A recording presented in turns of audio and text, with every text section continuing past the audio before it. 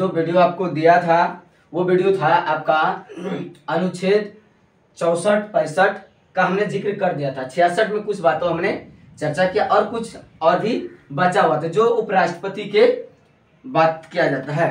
तो कह रहा है कि राज्य के विधानसभा, भारत में जो टोटल 28 राज्य है, 28 राज्य का अपना अपना विधानसभा है और कुछ राज्य का जो विधान पार्षद भी होता है। तो जो विधान पार्षद के सदस्य होते हैं उनका जिक्र नहीं होता है, लेकिन जो विधानसभा के सदस्य होते हैं वह कह रहा है कि राज्य के विधानमंडल उपराष्ट्रपति के निर्वाचन में भाग नहीं लेते हैं। जो विधायक लोग होते हैं राज्य के, वो विधायक भाग लेते हैं केवल राष्ट्रपति के चुनाव में, न कि विधायक के जो है भाग लेंगे उपराष्ट्रपति के चुनाव में। तो फिर सर जी उपराष्ट्रपति का चुनाव कौन कराता है, तो ये भी हम बताएंगे उपराष्ट्रपति में वोट कौन देता है। जो अनुच्छेद 67 है वो है राष्ट्रपति का कार्यकाल का चर्चा, तो हम पहले भी किए और फिर आज कर रहे हैं उपराष्ट्रपति के कार्यकाल की चर्चा। जो उपराष्ट्रपति का कार्यकाल होता है वो 5 वर्षों का होता है।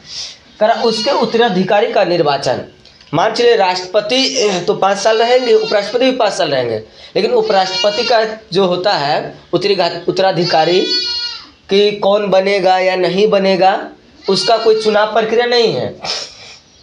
वह तब तक अपने पद पर रहेगा जब तक कि उसका उत्तराधिकारी का निर्वाचन न हो जाए, चुनाव न हो जाए, वो अपने पद पर क्या रहेंगे, पदासीन बने रहेंगे। और उपराष्ट्रपति को जो है महाभियोग के द्वारा भी हटाया जा सकता है। अगर उसका नेचर गलत हो, कोई इस प्रकार की खराब काम करे तो उसको क्या किया जा सकता है, उसको हटाया जा सकता है। तो कहाँ से हटाया जा सकता है, सबसे पहले देखना है कि वो जो है उपराष्ट्रपति कहाँ बैठते हैं। उपराष्ट्रपति बैठते हैं राज्यसभा के सभापति होते हैं, तो इसलिए उस पर जो है राज्यसभा से ही महाभियोग आरंभ किया जाता है। कारण यह राज्यसभा का सभापति होता है, जिस कारण राज्यसभा से ही क्या होगा, महाभियोग आरंभ किया जाएगा। महाभियोग के लिए कुछ प्रक्रिया होती है, कैसे लगाया जाए, कब लगाया जाए। प्रक्रिया प्रारंभ करने के लिए 1/4 यानी 100 का 25% कम से कम मत उसको हासिल होनी चाहिए उपराष्ट्रपति को हटाने के लिए, अर्थात विरोध के लिए, तब जाकर के वो हम हटा सकते हैं। आवश्यकता है जब राज्यसभा से पारित हो जाए तो तब लोकसभा में भेजने से पहले, मान लीजिए राज्यसभा में कानून बन गया, पास हो गया, ये बातें जाएगा राज्यसभा में, राज्यसभा से पास हुआ तो किसको दे देगा, फिर लोकसभा को दे देगा, संसद के दूसरे सदन में दे देगा। और संसद के दूसरे सदन में आने से पूर्व यानी पहले राष्ट्रपति को 14 दिन पहले इसकी सूचना देना पड़ेगा, तब जाकर के उपराष्ट्रपति पर महाभियोग लगाया जाता है। इस प्रकार से उपराष्ट्रपति पर महाभियोग लगाया जाता है। देखिए जो उपराष्ट्रपति है उनका दोनों सदन से जब पास हो जाएगा तो उसको हटा हम सकते हैं, लेकिन कुछ समय के लिए इसको तत्वाधान के लिए सोचने और समझने की समय दिया जाए, ताकि वो अपनी बातों को कहीं भी रख सके, ताकि वो अपनी बातों को रख सके। यदि लोकसभा का कह रहा है कि यदि लोकसभा का कम से कम 66% मत उसके लिए होना चाहिए हटाने के लिए, विरुद्ध में जब हो जाएगा तो हम उसको हटा सकते हैं। यदि लोकसभा का 2/3 यानी कि 86% अगर उसको समर्थन में है नहीं करने वाला तो उसको हटाने में कोई तकलीफ नहीं होगी।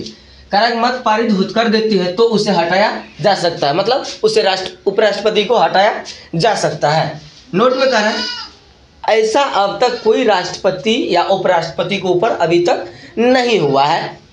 आगे क्या होगा ये आगे जान देंगे हम लोग, होगा कि नहीं होगा। तो अभी तक कोई राष्ट्रपति या उपराष्ट्रपति पर महाभियोग नहीं लगाया गया है।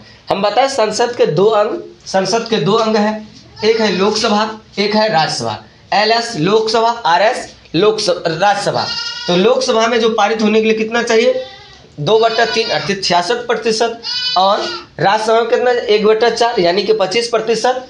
कितने दिन पूर्व राष्ट्रपति को सूचना देना पड़ेगा, 14 दिन पूर्व राष्ट्रपति को